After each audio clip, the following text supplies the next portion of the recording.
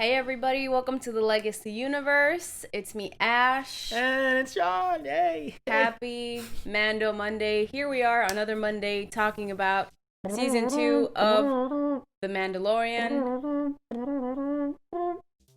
I am rocking the Qui-Gon look today. Yes. So, I'm rocking the E. the not related look today. Yeah. So today we are going to be discussing chapter 10, which is titled The Passenger, and we're just going to be talking about our favorite moments. Oh, it's chapter 10? Yes, it is chapter 10. Really? Mm-hmm. Oh, okay. Yeah. That's so weird. How many episodes did we have last time? Only one. It was chapter 9. Because season 1 ended in chapter 8. Oh, okay. So they continued. Wait a minute. Okay. Sorry guys. Sorry. Moving on. We're going to talk about our highlights, things that we like, things that we didn't like, and we might discuss some theories that we have. Yeah. Moving forward in the Mandalorian season 2. I wanted to start with some general thoughts of the episode. So what did you think about this one? This is something that we've seen already from the Mandalorian, where he can some people would say deviate from the actual story that's going on, which is he's trying to find the bounty hunters so that they could help him deliver the kid to their species, to his species. But I honestly don't care. Like, the Mandalorian is exactly what this is. Yeah. It is which a lot of people say it's a Western. It's a Western, and I freaking love it. I feel like I needed, as an audience, something new from Star Wars. We just need, the underworld. We need something out there that has not been shown before, that we haven't seen before. And this is it. And so I remember also when we were watching the episode, I looked to John and I was like, this is the best thing that Star Wars has right now. I liked and loved the episode. I loved more the first one, but it did not drop down from the second one in terms of how great it is. Again, like, episode 1 is here, episode 2 is here, but it's still above the greatness of it. In this one, he just had to help somebody cross certain parsecs or systems just so that its species would survive and move on. That's something that he really doesn't need to do, but because he's a bounty hunter, he's looking to survive, and because of his code to help people. Baby Yoda, which is also one of the greatest, probably the greatest thing in this show, also warmed his heart and created some sort of guardian and parent type of behavior from the Mandalorian that we see since last season, and we're seeing it in this season as well.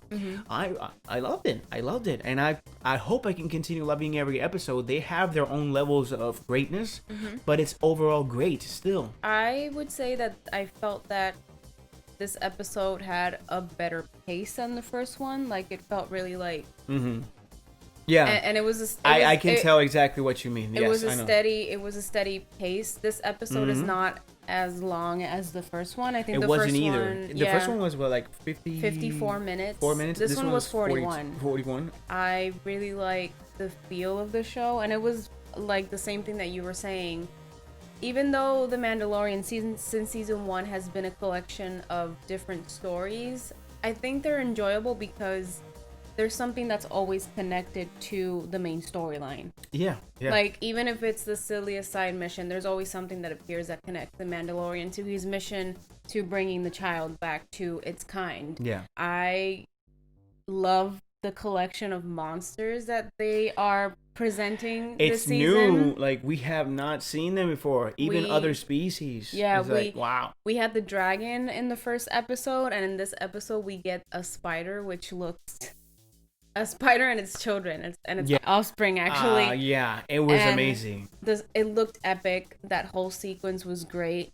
I loved the frog lady. I thought that her and the Mando had they have this weird relationship where they can't speak to each other, but by the end of the episode it does get to a point where they make a connection and they know what needs to be done on his part and then on her part as well. And I really like this episode. I think I enjoyed this one a bit more than the first one. It was a good balance between story, action scenes, and further development for each character. What will you say were some of your highlights for this episode? Okay, so I got a few. I'll probably cap it at 3. From the beginning of the episode, we see how...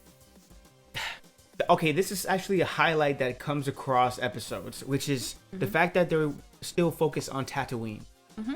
Because Tatooine is a big planet and it still needed to be explored a little bit more. Yeah. Now, from the first episode, we saw the dragon.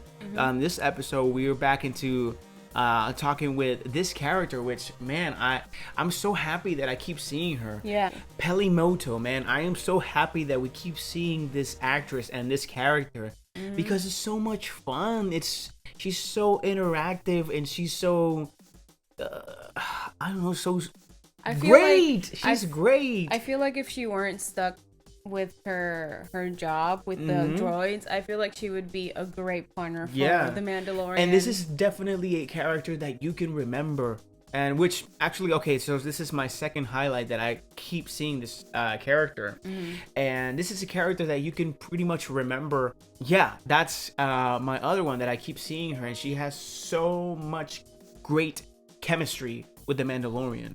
Now, jumping further on into the story, I enjoy a lot the fight, the space battle between the X-Wings and the Mandalorian. That was really cool. It was more of a chase than a battle because the Mandalorian never shot back because he knows. That's why I love the Mandalorian. Like, the Mandalorian is not an enemy of the Republic, and it's not an enemy of the Empire. He is just a hired gun. My last highlight, it's the spider.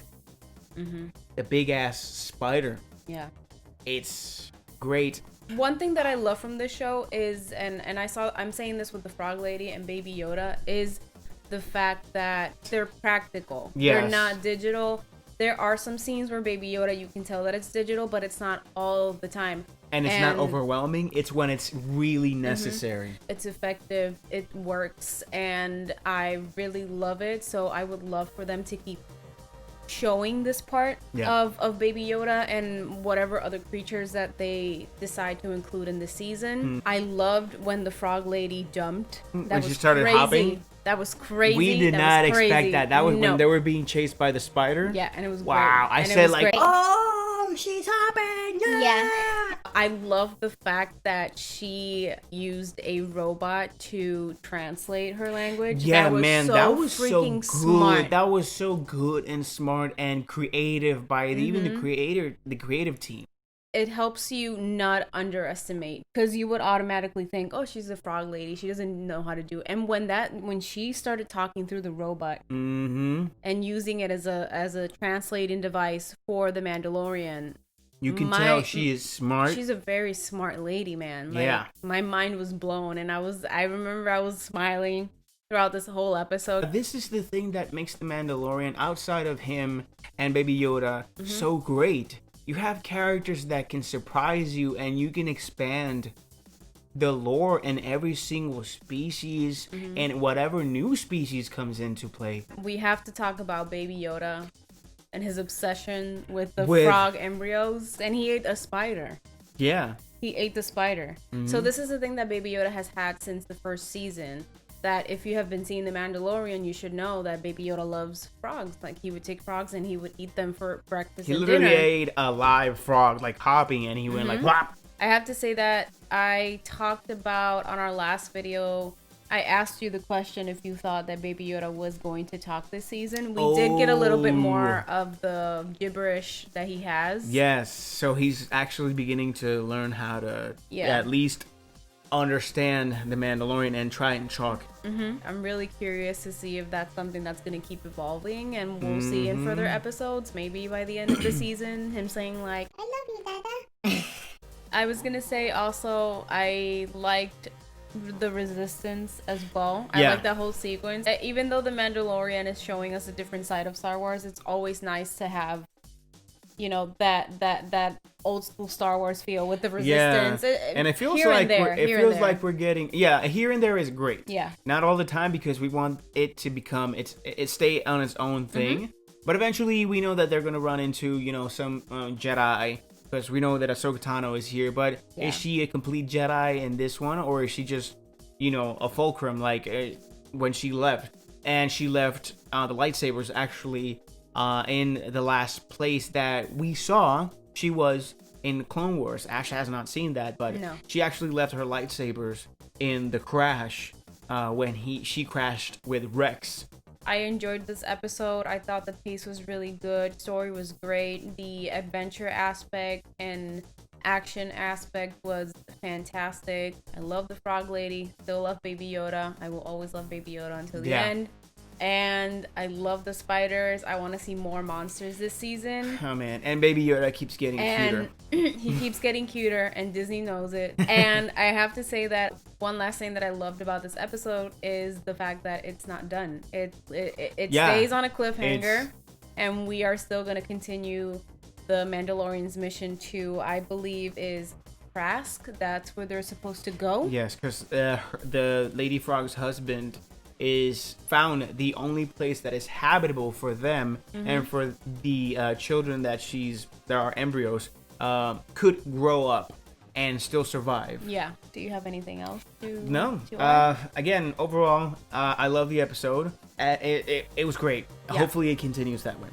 That is going to be all for our discussion on chapter 10 of season 2 of The Mandalorian.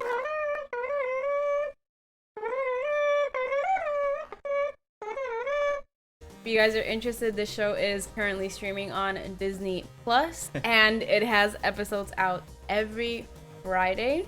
So every Monday, since it's Mando Monday, we are going to be discussing all episodes. If you enjoyed our conversation, make sure to like and subscribe to our channel. You can also find us on Facebook and Instagram under The Legacy Universe, and we also have a Twitch channel. You can visit us at www.twitch.tv/TheLegacyUniverse. And you can find us on Twitch on Mondays, Wednesdays, and Saturdays. On Mondays, Ash Plays. On Wednesdays, we actually have a podcast show that we talk about Broadway, we talk about gaming, we talk about movies. And Saturdays, I play any game that I want. And probably you'll find us some miscellaneous streams here and there. Yeah. But that's the official schedule. Monday, Wednesday, and Saturday. At 9. At 9 p.m., yes. And I would say definitely follow us, because we are cooking up some great special events for you guys. If you are watching this channel, we hope to see you there. Thank you guys for watching. Have a great beginning of the week, and we will see you guys soon on another video on this channel. So bye. Bye, guys. Adiós. Nos vemos.